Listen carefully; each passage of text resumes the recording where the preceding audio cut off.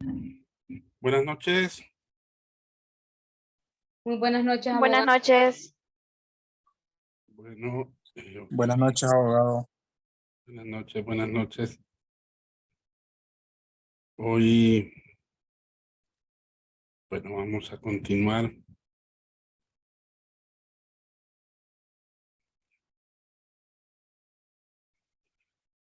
Hoy vamos a continuar, ¿verdad? Con el tema que precisamente estábamos desarrollando. Bueno, ayer lo concluimos, mejor dicho. Y hoy vamos a ir con el siguiente capítulo, que es la etapa de la obtención de la información.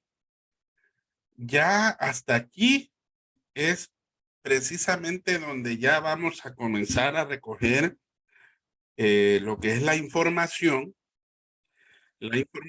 que necesitamos para darle respuesta a buena parte de todas las cosas que nos hemos planteado desde el comienzo hasta lo que es el planteamiento de las hipótesis, ¿verdad? Preguntas, objetivos, la justificación, etcétera. Bueno, vamos a hablar de la obtención de la información. Vamos a ver si alguno pues leyó un poquito. Ajá. A esta etapa de la obtención de la información o la recopilación de la información, ¿cómo se le llama también? ¿De qué nombre? ¿Con qué otro nombre se le conoce? A ver. Abogado, buenas noches. Sí. Sí, bueno, yo estuve leyendo y también decía que se llama, también se le menciona como trabajo de campo.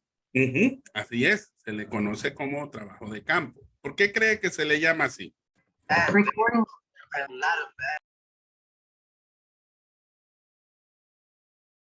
¿Por qué será? ¿Por qué se le llamará trabajo de campo? ¿Será Yo por pienso, A ver, Elvin. yo pienso que se le llama trabajo de campo porque en esta etapa de la investigación es donde tenemos que salir a recolectar la información. Así es, ¿verdad? Ahora, otra pregunta que tengo. A ver, para Gladys Ramos. Esta información que vamos a ir a obtener tiene que tener ciertas características. ¿Qué características debe de tener esa información que nosotros recogemos? Dos características específicas, no importando qué técnica es la que usemos. Abogado, disculpe, no le entendí al principio. Sí, le digo que como estamos hablando de la obtención de la información, estamos hablando del trabajo de campo y estamos hablando que es precisamente donde se aplican las técnicas de recolección de datos. En el material habla que ese proceso de investigación depende de dos cosas, de dos elementos. Cuando recogemos la información, ¿cómo debe de ser esa información? No sé si está equivocado, abogado, pero yo estuve leyendo ahí, según yo, debe de ser clara. Y Vaya, le voy a poner un ejemplo. Imagínense que yo venga y diga, tenemos esta encuesta y la vamos a aplicar a estas 50 personas.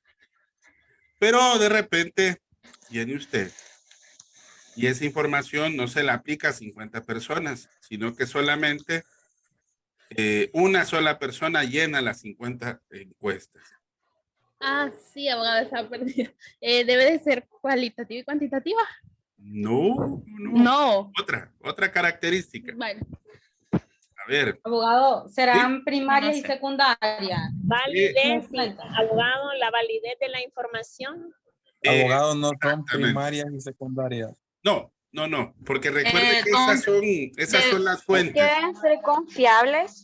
Confiables, pertinentes y suficientes. Ok, Diana mencionó la confiabilidad, Virginia también, y es cierto, o sea, la información debe de tratar de ser lo más confiable posible y ojo, tiene que tener validez. ¿Por qué decimos que esa información debe de ser confiable y debe de ser válida? Porque cuando se va a extractar o se va a sacar la información y que las mismas, como bien mencionaron, ahí explicaron qué cosas, qué características requiere, porque debe de tener mucho cuidado, mucha dedicación. Y al decir que algo es confiable, como bien dijeron ustedes, que sean pertinentes, sean suficientes, de acuerdo a las fuentes y a las técnicas que usted precisamente necesitó para recolectar dicha información. Ustedes mencionaron siempre los dos enfoques de investigación, porque aunque no lo crean, para cada uno de los enfoques existe también diversas técnicas para poder recolectar la información. Entonces, exactamente ustedes lo dijeron y ahí mencionaron algo específico. Por ejemplo, Javier me dijo algo, Javier Orlando, habla de los tipos de fuentes.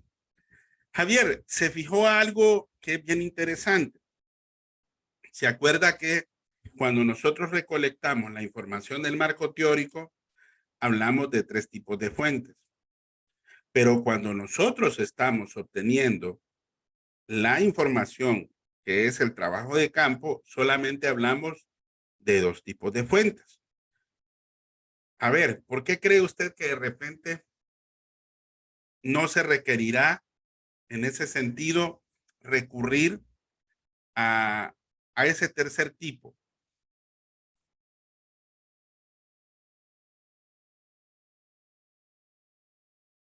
A ver. No sería necesario porque aquí, digamos, en las dos fuentes tenemos todo lo que necesitamos. Exactamente. Y fíjese que si se fija, Javier, ahí uno lo aplica por lógica, ¿verdad? Porque no lo dice el texto, ¿verdad? No lo dice el texto.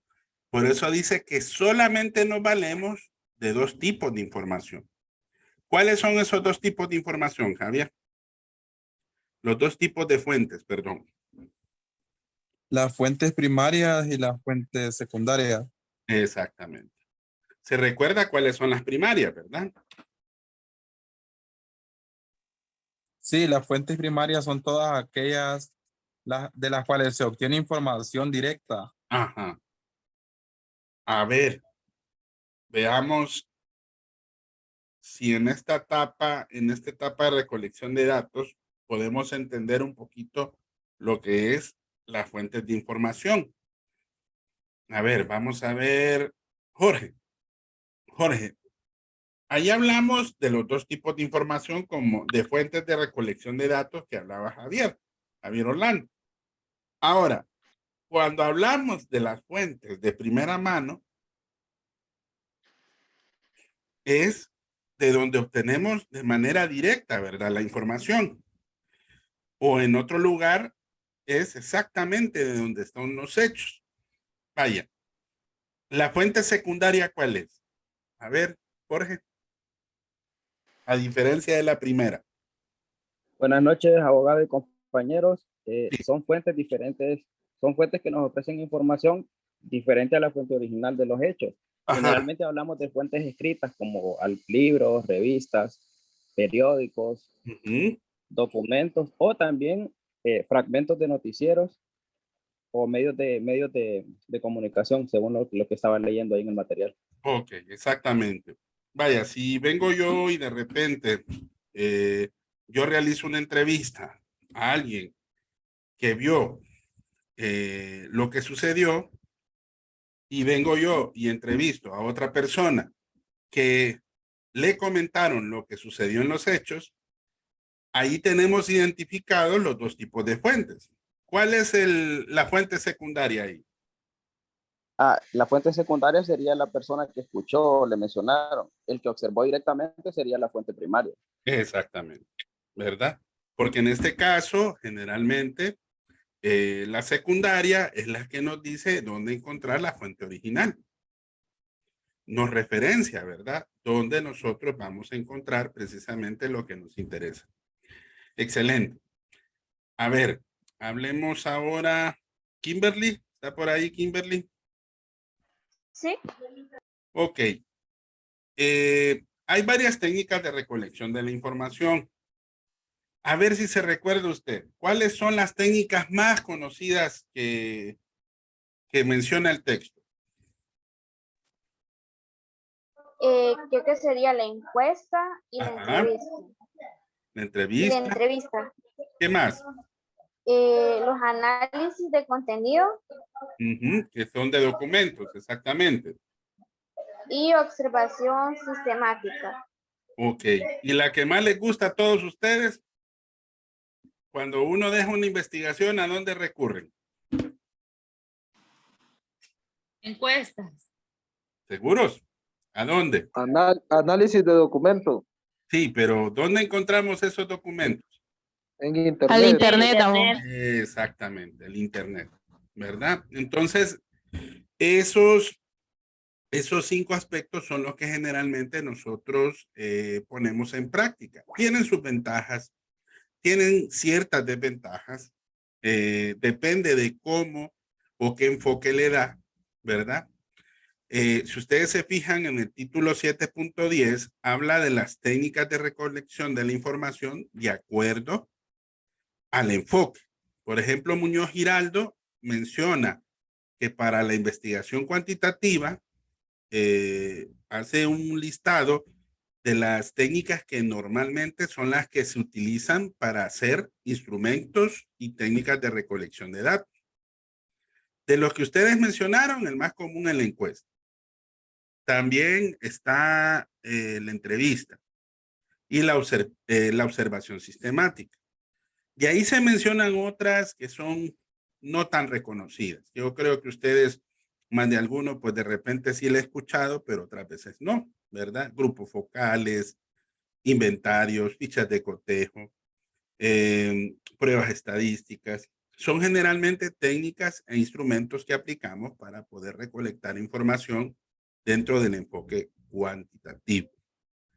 Ahora, en el cualitativo, si ustedes se fijan, cambia un poco y es un poquito más directo.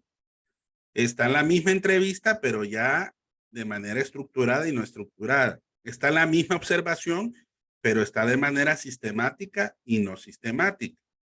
Están los diarios, las autobiografías, los anecdotarios, los cuestionarios, los relatos.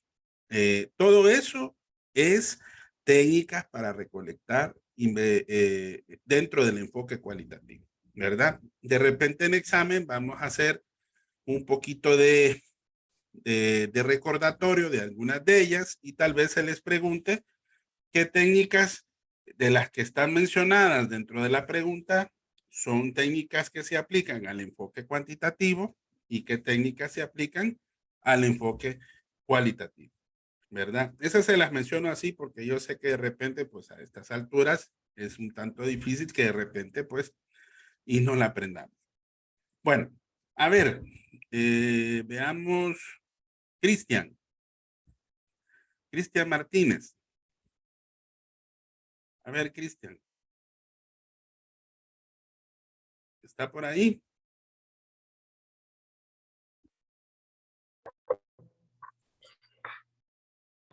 Hola, abogado. Buenas noches. Soy Ángela. Ah. ¿Y qué pasó? Se cambió el nombre. No, abogado, es que soy de la computadora de mi esposo, entonces. Ah, ok. Deme su nombre para cambiárselo. Ángela. Ángela Santos. Ángela, disculpes, no escuchó lo último.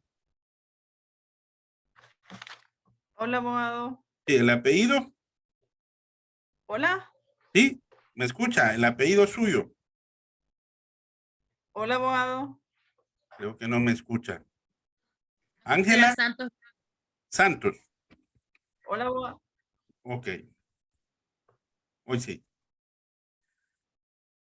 Vaya, hábleme de los dos procedimientos o las dos técnicas de recopilación de datos más usadas. Hábleme de las dos que menciona el material de apuntes de metodología. ¿Cuáles son las dos técnicas que generalmente se utilizan más?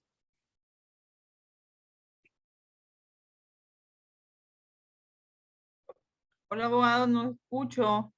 ¿No escucha? A ver, ¿alguien que le ayude? Luis. Son la observación y la entrevista, licenciado. Exactamente. La observación y la entrevista. Abogado, Sí, dígame, Brian. pero, o sea, hay 4 en sí, las técnicas principales. Sí, lo único que en el material yo les mencioné de que de las que generalmente se utilizan, en general, son 6, ¿verdad? Pero hay dos que en el material de María Antonieta Tapia se mencionan que son las más antiguas y son de las que más utilizamos. Entonces, la primera y la básica es la observación. Yo creo que, bueno, recuerden a los filósofos cómo apareció la ciencia, fue gracias a lo que fue la observación, ¿verdad? Porque a partir de ahí aparece el epísteme y la doxa, ¿se acuerdan? Cuando hablamos en el primer parcial de saber diferenciar qué era lo que en aquel entonces se le conocía como ciencia, que era el epísteme. El saber. Exactamente. El saber ya más profundo. Ok, ahora, Luis, hábleme de la observación. ¿Qué es la observación? La observación casi prácticamente es como estar en vivo en el campo de lo que se quiere observar. Entonces uno está obteniendo información de primera mano y eso lo convierte en un poco, le da mayor confiabilidad a lo que se obtiene. En otras palabras, básicamente utiliza su sentido, ¿verdad? Para poder Correcto. Ver los hechos, las realidades y a las personas dentro de un contexto estrictamente cotidiano. Pero vaya. Ahora, entiendo. Sí, dígame. Sí.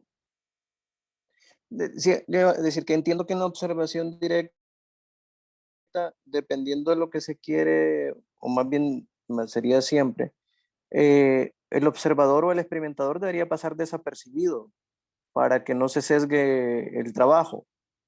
Sí. O el comportamiento que uno pretende estudiar o evaluar del sujeto, ¿no? Sí, pero fíjese que depende, porque hay varios tipos de observación. Más adelante se va a fijar que hay un tipo de observación en donde se puede participar, ¿verdad? Y se puede hacer un diseño experimental en donde usted de alguna manera se entremezcla entre las personas que están siendo observadas y usted manipula las variables para poder obtener algunos posibles resultados. Entonces, ese tipo de observación puede ser lo que nosotros conocemos como participante, ¿verdad?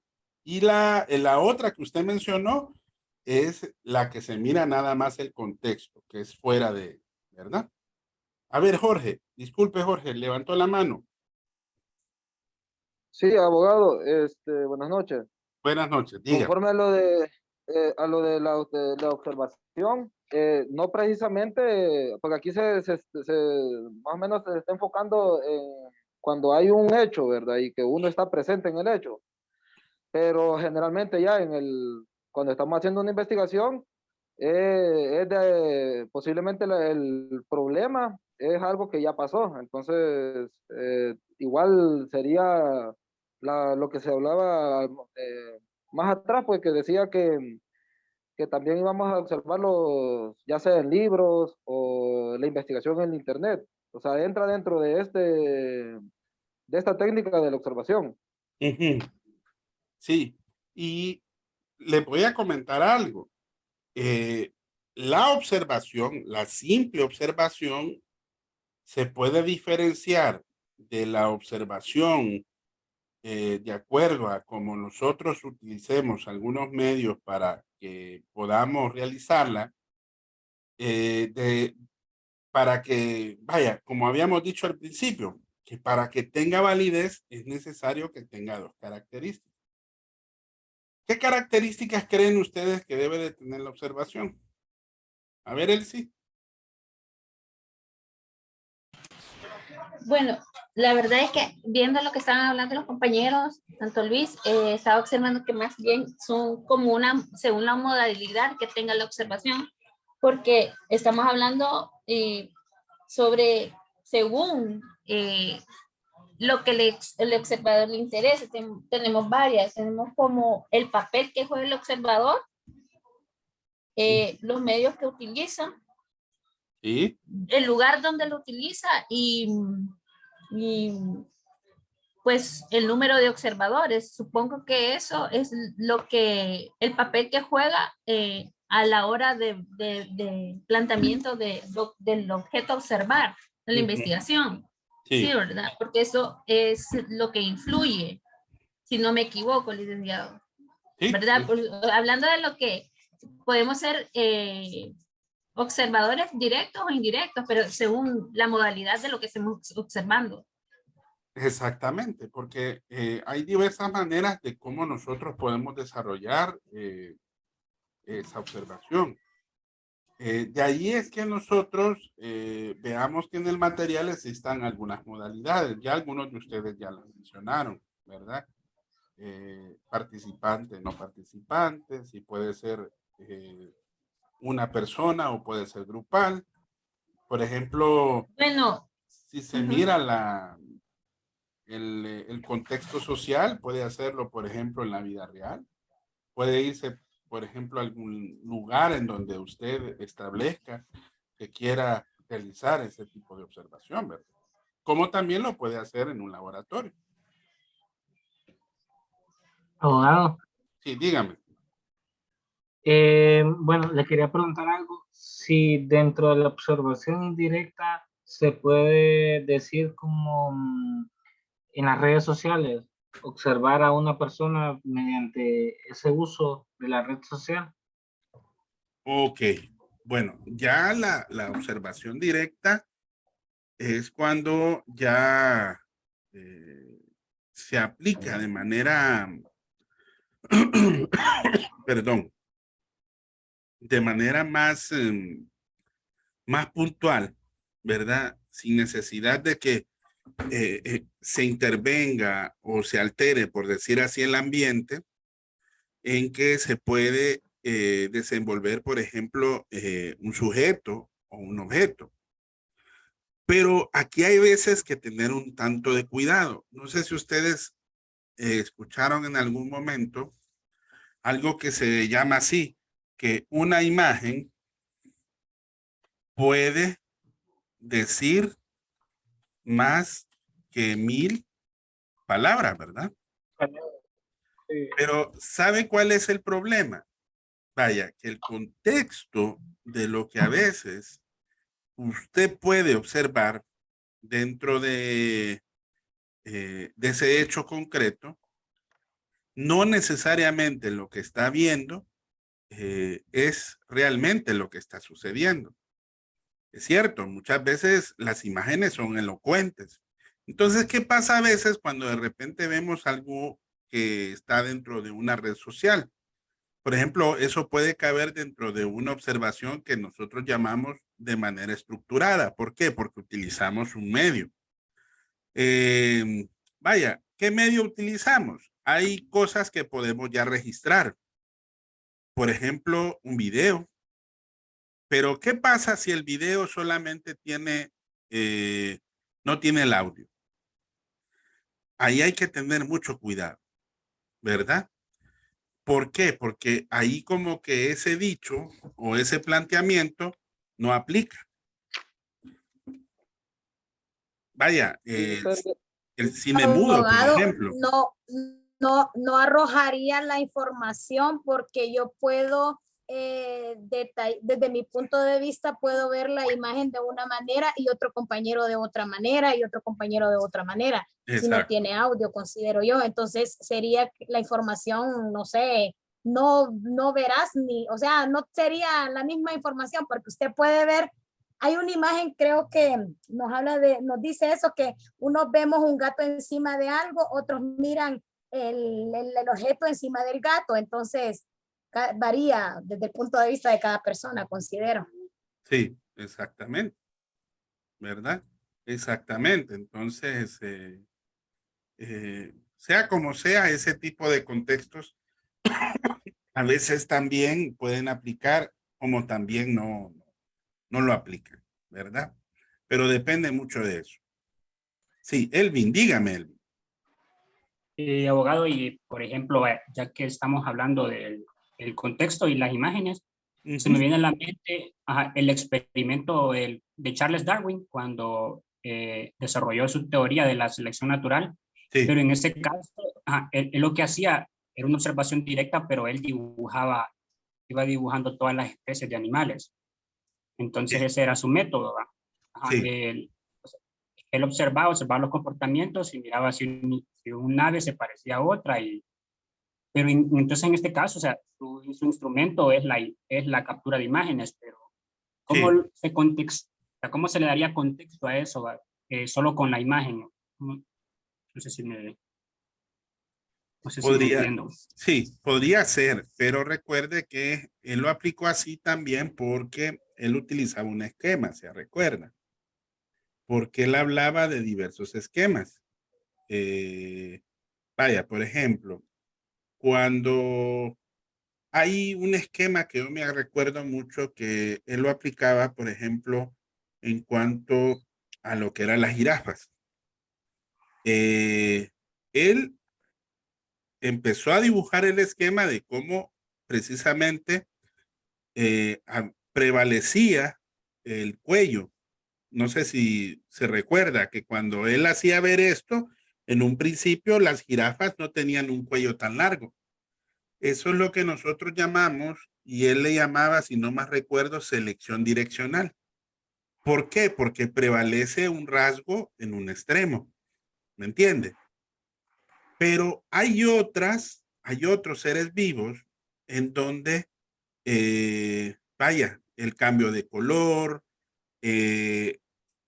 vaya, algunas características, por ejemplo, de los animales.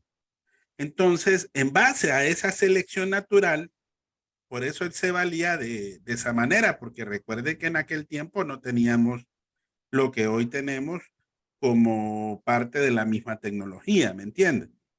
Y de esa manera también se le hacía un poco más sencillo y más fácil poder ver la selección y la evolución que de repente, por ejemplo, tuvieron los pájaros, los reptiles, los mamíferos, ¿ok?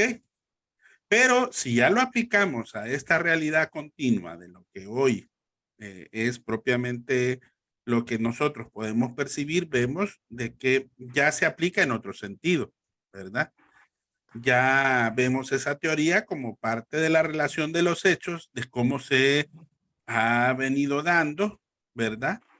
La evolución de los seres vivos, ¿verdad? Entonces ahí cambia un poco.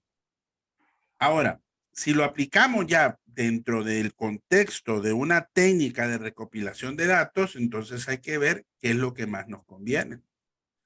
Si realmente aplicar ese tipo de observación en donde de repente podríamos hacerlo mediante el uso de algunos mecanismos que nos puedan ayudar para poder determinar, pues hay que valernos de todo, ¿verdad? Porque hay observaciones que no las podemos hacer, por ejemplo, in situ. Hay algunas observaciones que las hacemos posteriormente. Vaya, les voy a poner el mejor ejemplo. Ustedes han visto de que a veces, de acuerdo a cómo se da la comisión de los delitos, hay disciplinas del conocimiento dentro del derecho penal que puede de alguna manera dar una explicación a los hechos en concreto. Vaya, yo creo que más de alguno de ustedes ahora, las redes sociales son tan populares, vio o vieron cuando se dio este atentado recién, bueno, y no fue atentado, sino que fue un asesinato de 4 jóvenes, ¿verdad? En donde de cierta manera, gracias a la observación, se pueden determinar ciertos rasgos de la comisión de los delitos. ¿Sí o no? ¿Se fijaron ustedes? Por ejemplo, como para poder determinar quiénes pueden ser los posibles autores, por ejemplo. Pero, claro, el problema es que de entrada usted no puede como dar la respuesta porque las personas que cometieron precisamente cada uno de esos delitos, pues se encontraban pues con sus rostros tapados. Pero sí eso, mediante esa observación, puede ir recabando información que le permita de alguna manera determinar quiénes pudieron llevar a cabo dicho delito, dicha comisión de delito, ¿verdad? Entonces, hay que ver el contexto, ¿verdad? De lo que realmente se puede necesitar dentro del proceso de investigación científica. Bueno, no sé si hasta aquí tienen alguna duda, estimados. ¿No? No, abogado. Bueno, ok, sigamos. Bueno, algunos de ustedes ya hablaron, por ejemplo, de lo que son algunas técnicas, ¿verdad? Se recuerdan que está la observación y la entrevista. Hablamos de las modalidades de la observación también. Ahora, fíjense que también hablamos de los instrumentos. Si se fijan en el texto de apuntes de metodología de la investigación, habla de algunos instrumentos. Algunos son bien conocidos. La mayoría de los instrumentos que ahora utilizamos son dispositivos que nosotros decimos que son más tecnológicos. Pero si se fijan, Tapia menciona otros 3 elementos. A ver, ¿por qué creen de que de repente el diario, el cuaderno de notas nos puede servir como un instrumento para la observación? Porque ahí podemos encontrar puntos de vista y también información acerca del tema que estamos investigando, además de que también nos sirve como referencia, licenciado, para ver, sería como una fuente secundaria, ¿verdad? Para ver tal vez nuestra fuente primaria, que es la original de lo que nosotros estamos observando, creo yo. Ese es mi punto de vista. Pregunta, Elsie. ¿Usted en algún momento tomó nota de algún diario donde llevaba, por ejemplo, sus actividades que usted desarrollaba cuando era niña o que de repente era adolescente? Sí, muchas veces tomé apuntes de editoriales, por eso le digo. Lo tomé tal vez como mi maestro me indicaba, así como usted, una fuente original. Y yo tomaba tal vez el tema del editorial de un periódico como fuente secundaria, un punto de vista de otro observador. Así es. Sí, exactamente. Y de eso usted podía deducir algunos resultados para que de repente no se sesgara totalmente, ¿verdad? La opinión que usted tuviera, ¿verdad? Porque podía haber diferentes puntos de vista. Yo les voy a decir una cosa, y eso ya es un criterio ya más personal, pero el ser humano es muy dado muchas veces a como a copiar ideas. No sé si ustedes se han fijado. Y a veces, lastimosamente, no copiamos bien las ideas. Por eso es bueno tener un criterio propio. Y cuando a ustedes les toque hacer una investigación de hechos, vaya, imagínense que si alguno de ustedes en algún momento dado es un defensor público, es un fiscal de la República, va a tener que analizar los hechos en base a las pruebas. Y usted, en base a esas observaciones, va a tener que categorizar y va a tener que sacar sus puntos de vista. Porque recuerden que ustedes van a presentar los elementos hasta ante un juez. Y al final de cuentas, quien va a decidir va a ser el juez, pero también ustedes van a presentar una perspectiva de los hechos. Entonces es para que se den cuenta qué tan importante puede ser esta técnica para recopilar información, ¿verdad? Ahora, yo creo que vieron ustedes ahí el material. Vaya, hablemos de las ventajas y desventajas de la observación. Alguien que de repente haya leído esa parte. cuáles serán las ventajas y cuáles serán las desventajas. Bueno, si me permite opinar, Lee. Sí, dígame. Por ejemplo, voy a poner el tema que estaban hablando ahorita sobre observar a una persona a través del internet. No sería una fuente confiable, ¿verdad?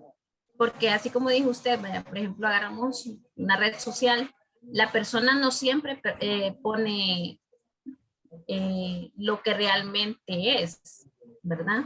Muchas veces copia a otras personas. Entonces, yo lo considero que no es una fuente, sería una fuente confiable, ¿verdad? En ese caso, así como observar un grupo o que sea una muestra de, por ejemplo, vaya, queremos ver qué impacto tiene el TikTok en la juventud. Y agarramos un sinnúmero, pero habría que ver el planteamiento y qué tan confiable puede ser su ser veraz, tener confiabilidad, si es realmente beneficioso o no en la red social. No sé si estoy equivocada, Alex, mi planteamiento. No, tienes cierta razón, es cierto, sí. A ver, Jorge. Abogado. Oh. Permítame, Luis, solo un momento. Sí, Jorge, sí.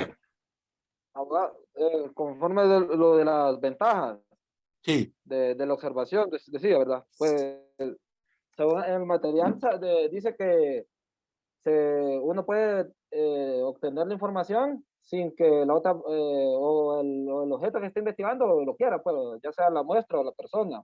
Sí. O sea, no sería como sin pedir el permiso, pues, y podemos obtener esa información. Ajá. Sí. O sea, de la ventaja.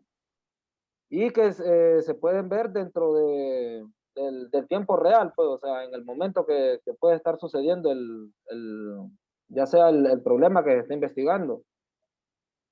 Sí, de cierta manera, ¿verdad? Recuerden que el interés del investigador es que se pueda ver los fenómenos dentro del contexto en que se está desarrollando la situación que usted está investigando. Y el otro lado importante es que recuerda que normalmente si usted hace la observación no es necesario preguntarle a nadie más. Eso es una ventaja, como bien lo mencionó Jorge. Pero algunas de las limitaciones las hablamos hace poco, ¿se acuerdan? Por ejemplo, él se hablaba de que a veces se puede dar una determinada proyección del observador. Y a veces podemos ver de que exista cierta influencia. Vaya, las redes sociales, ¿qué son? Son influencias, sí o sí. ¿Qué es lo que hace una red social? Trata de influenciar. Vaya, de ahí salen términos de los influencers, sí o sí. Los influencers son de cierta manera a veces hasta modelos que presentan una situación crítica de lo que tal vez ellos observaron. Pero hay que tener mucho cuidado porque existe un peligro, como bien lo dice, en las limitaciones, que a veces, por ejemplo, podemos hacer generalizaciones, tal vez de observaciones que no hemos profundizado, por decir así.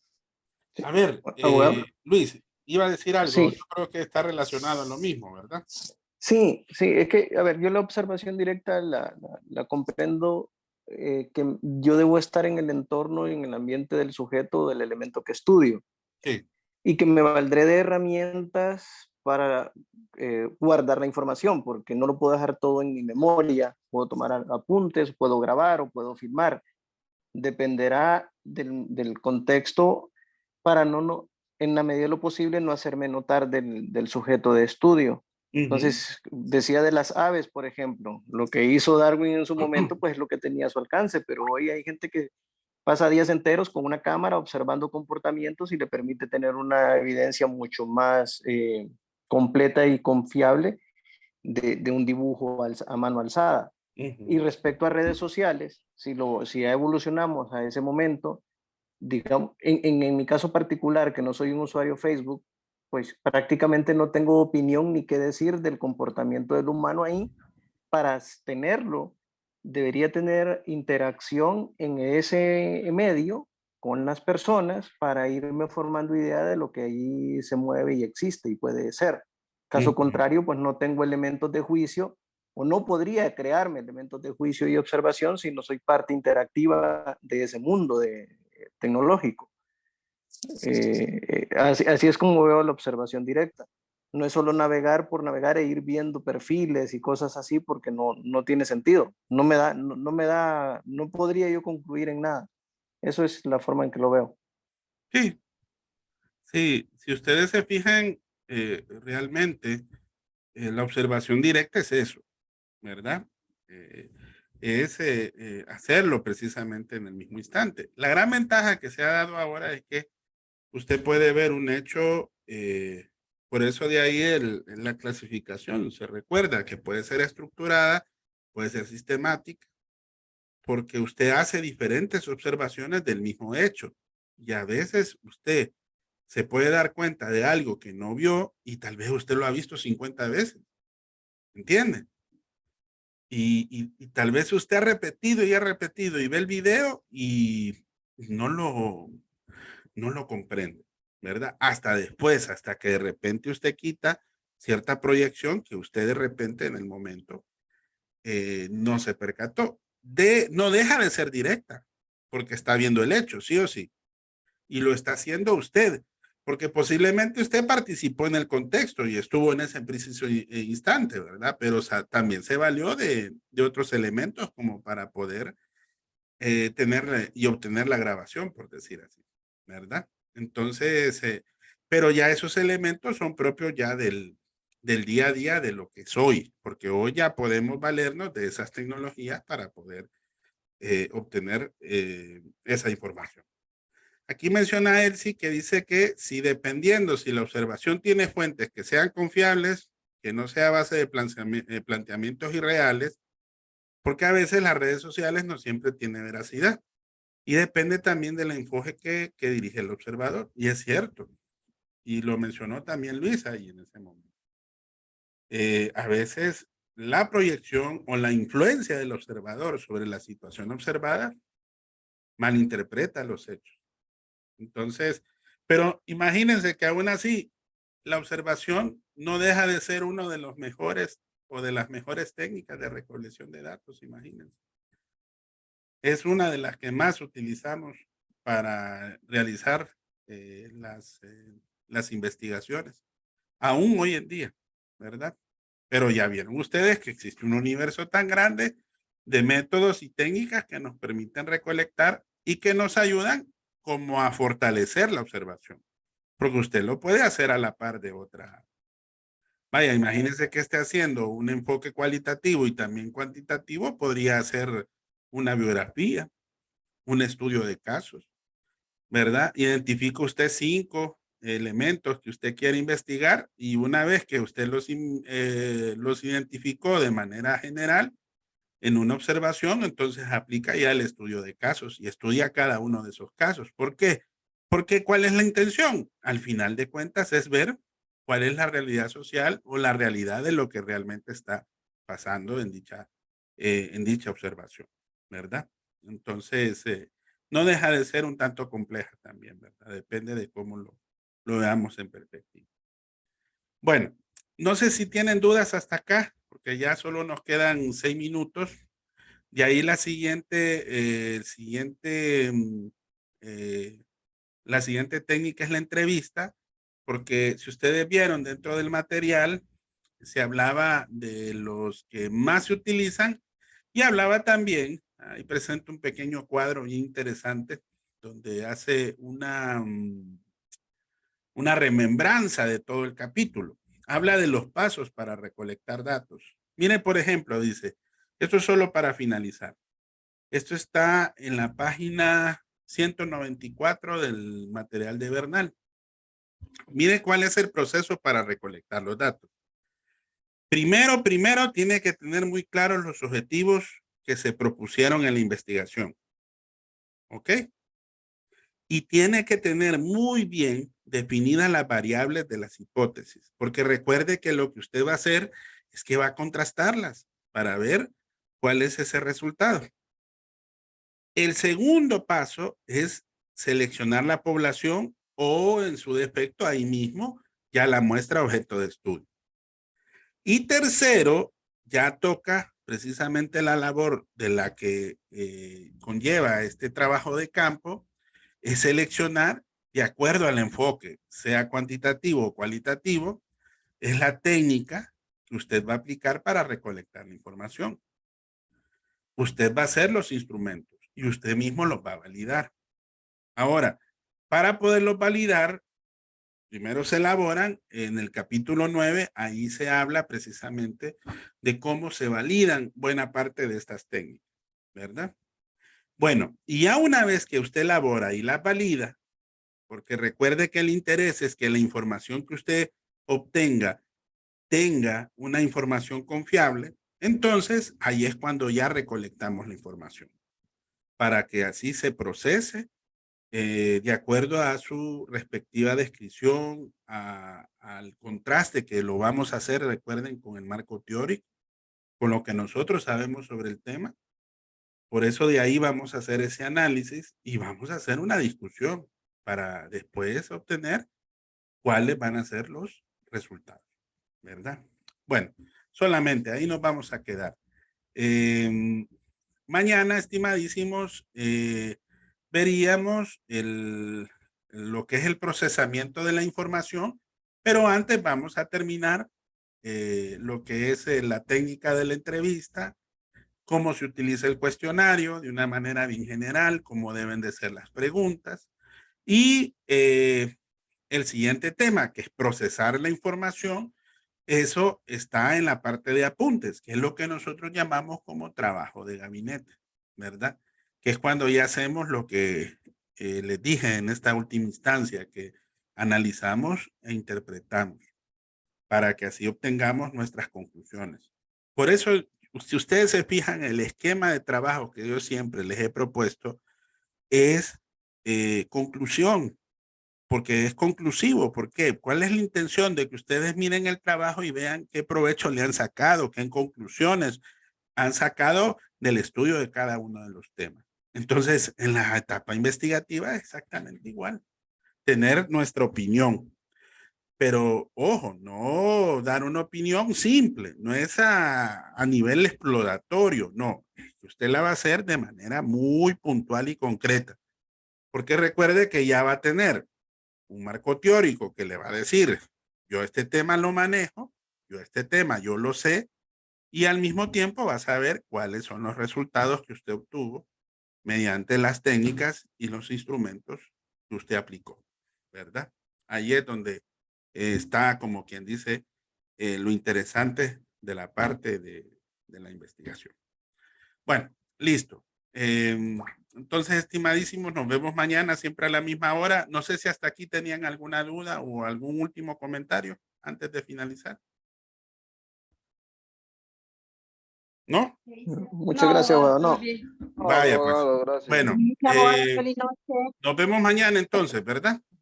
Está bien, abogado. Vaya, Hasta pues, mañana. descanse. Buenas noches. Y Buenas lo felicito porque se nota que le han metido lectura al material, ¿verdad? Nos vemos. Gracias, abogado. De nada, abogado. Hasta Bueno, mañana. hasta luego.